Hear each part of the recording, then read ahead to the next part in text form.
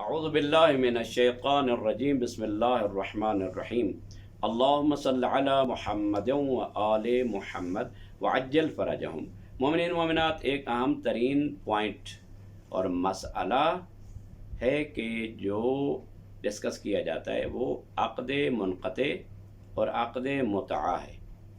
بعض ہمارے اہل تشیع بھی اس سے بہت الرجک ہیں اور اس کو برا مانتے ہیں، جبکہ ایسی بات نہیں ہے۔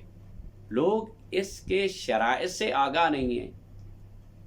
اہل سنت تو کہتے ہیں کہ معاذ اللہ یہ زنا ہے، اور نعوذ باللہ من ذالک شیعہ زنا کو حلال قرار دیتے ہیں۔ ایسی بات نہیں ہے۔ حتیٰ اس دور میں نکاح مسیار کہ جس کی مدت معین ہے، سعودی عربیہ میں اس کو جائز قرار دیا گیا ہے۔ اب ان میں نکاح مسیار آ گیا۔ نکاح جہاد و نکاح جو ہے وہ تو علیحدہ بات ہے، اس کے تو اصل اس میں کوئی شرط و شرائط بھی نہیں ہے، لیکن نکاح مسیار جو ہے اس کے شرائط ہے، اس میں مدت کا تعین ضروری ہے۔ بالآخر ان لوگوں نے مانا کہ اسلام نے عارضی طور پر ایک نکاح قرار دیا تھا، اب اس کو ماننے کی بجائے انہوں نے نکاح مسیار کا نام دے دیا۔ اب عقد منقطع اور عقد دائم یہ دو نکاح ہیں۔ جس طرح کے عام عقد دائمی کرتے ہیں تو اس کے اپنے شرائط ہیں، اس میں شرائط ہیں کہ والدین کی اجازت، والد کی اجازت ضروری ہے، اور اگر والد نہیں ہے تو دادا کی اجازت ضروری ہے۔ اگر لڑکی کنواری ہے اور باقرہ ہے تو اس کے والد یا دادا کی اجازت جو ہے اس عقد میں ضروری ہے، اور والد دادا نہیں ہے تو وہ لڑکی خود مختار ہے۔ حتیٰ فقہی اعتبار سے نہ بھائی کو حق حاصل ہے اور نہ ماں کو، اگرچہ ان کا دخل ہوتا ہے، عمل دخل ہوتا ہے اس میں کہ وہ اس میں دخالت کرتے ہیں اور ماں اور بھائیوں کے ذریعے ہی اس کا عقد اور نکاح کے مراسم انجام پاتے ہیں، لیکن فقہی اعتبار سے ان کو ولایت حاصل نہیں ہے۔ باپ ہے یا دادا ہے ان کو ولایت حاصل ہے، اور باپ سے بھی زیادہ دادا کو ولایت حاصل ہے اپنی پوتی یا پوتے پر، یعنی عموماً لڑکیوں کے بارے میں ہوتا ہے تو لڑکیوں پر یعنی پوتی پر دادا کو زیادہ ولایت حاصل ہے، تو ان کی اجازت سے ہوگا، ان کی رضایت ہو، لڑکی خود راضی ہو، اگر وہ باقرہ ہے تو ان تمام شرائط کے بعد اس کا عقد دائم ہوتا ہے۔ اسی طرح میرے محترم، میں شیعہ ہوں، ناظرین جو سن رہے ہیں غور کریں، توجہ کریں، ضروری نہیں کہ انسان اس پر عمل کرے۔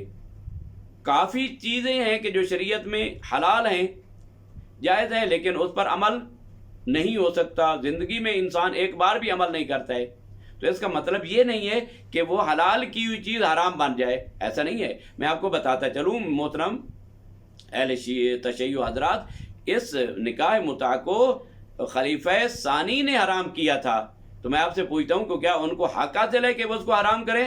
کوئی حق حاصل نہیں ہے کہ حرام کریں اس کو، اس کے بھی شرائط ہیں۔ اگر نکاح عقد متعہ، عقد غیر دائم بھی کہتے ہیں اس کو، عقد موقت بھی کہتے ہیں، منقطع بھی کہتے ہیں، ان کے مختلف نام ہیں، اس کے اپنے شرائط ہیں۔ مثلا اگر لڑکی باقرہ ہے تو اس صورت میں اگر وہ راضی ہو لڑکی اور اس کا باپ اور دادا بھی راضی ہو تو اس وقت وہ ویلڈ ہے، وہ ہو سکتا ہے۔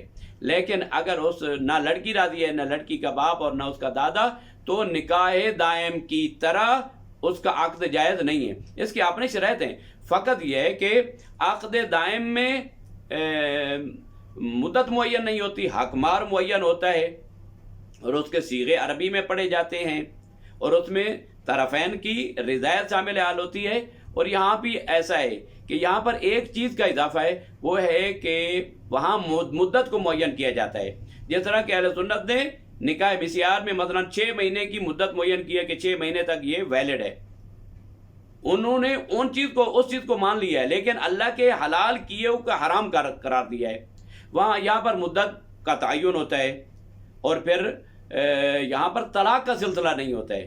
جو ہی وہ مدت ختم ہوئی، عورت خود بخود آزاد ہو جاتی ہے، اور آزاد ہونے کے بعد کیا اس کو حق حاصل ہے کہ وہ فوراً آگے عقد کر لے؟ نہیں، دائمی نکاح والی عورت کی طرح اس کو بھی عدت گزارنا پڑے گی، اگرچہ اس کی عدت جو ہے وہ مثلا 2 پاکیزگیاں ہیں اور دائمی نکاح والی کی 3 پاکیزگیاں ہیں۔ یہ فقہی احکام ہیں، لہذا اس عقد متعہ کو ماننے سے انکار نہیں کرنا چاہیے، ورنہ قرآن کی واضح آیت ہے 5ویں پارے کی ابتدا، والمحصنات من النساء، یہاں سے شروع ہوتا ہے، اور یہ جو ہے فاتون اجورہن، جو قرآن میں ہے کہ ان کو ان کی اجرتیں دے دو، حق مہر جو معین کیا ہے اس کو دے دو، اور مدت جو معین کی ہے مثلا 1 ماہ 2 ماہ 2 سال 4 سال 5 سال مدت کا تعین کر لو، اور اس کے بعد جو ہے وہ صیغے صحیح عربی میں پڑھے جائیں، اور باپ راضی ہو، تمام جو شرائط ہیں